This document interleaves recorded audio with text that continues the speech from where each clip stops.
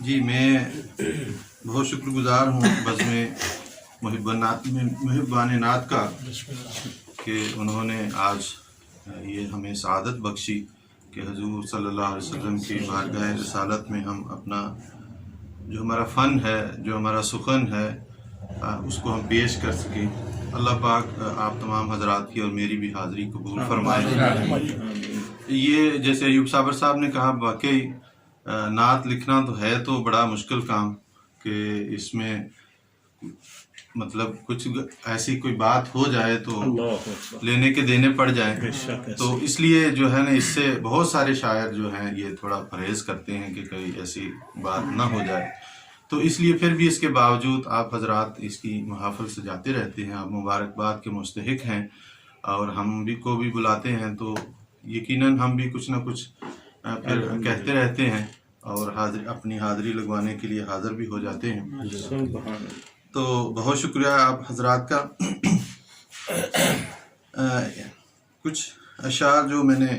پہلے نہیں پڑھے،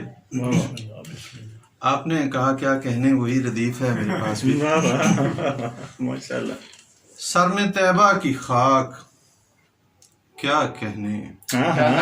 کیا کہنے، سر میں طیبہ کی خاک، ہم اکثر سفر ہوتا تھا مدینہ پاک کا، سر میں طیبہ کی خاک کیا کہنے، کیا کہنے، بڑھ گئی میری ساکھ کیا کہنے، بڑھ گئی میری ساکھ کیا کہنے، کیا کہنے، اور شعر کے میں گناہ گار بن کے جاتا ہوں، میں گناہ گار بن کے جاتا ہوں، بن کے آتا ہوں پاک کیا کہنے، میں گناہ گار بن کے جاتا ہوں،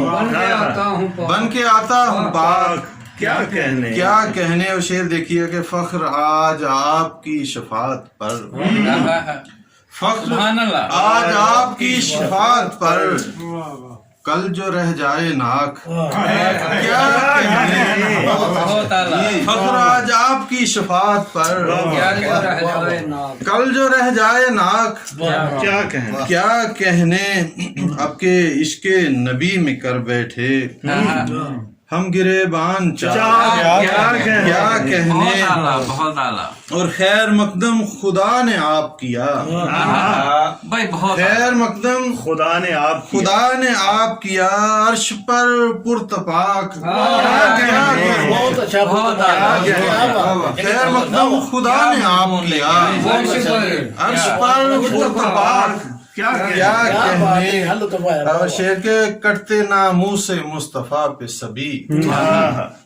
کٹتے ناموس مصطفیٰ پہ سبھی، سر اگر ہوتے لاکھ کیا کہنے، سر میں طیبہ کی خاک کیا کہنے، ماشاءاللہ جی، بڑھ گئی میری ساکھ کیا کہنے، کیا کہنے،